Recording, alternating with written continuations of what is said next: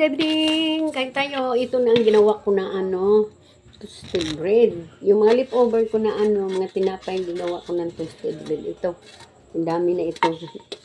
Ginainit ko lang kasi sarap na kainin pag init.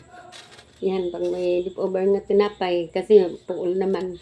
Gigawa na lang toasted bread. Ayan. Dami ito. Ano lang to? 4 na piraso, 5 piraso na lang ito.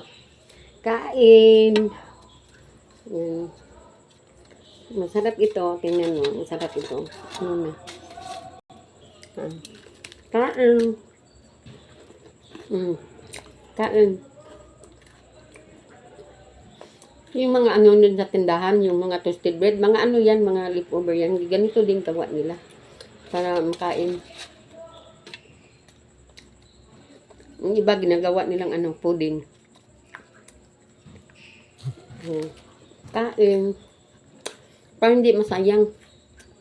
Pag hindi na pwede, hindi mo na gawin. Pero yung pwede pa gawin ng toasted bread, gawin. Pero kung hindi na pwede, ilagay mo na doon sa sa lamawan. Kung pwede pa. Yan. Kain.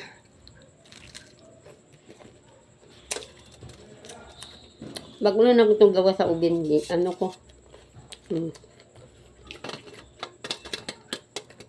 wala mga sayang.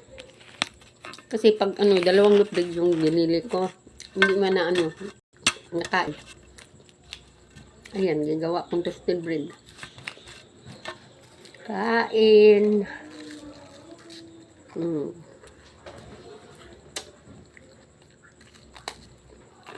Thank you for watching.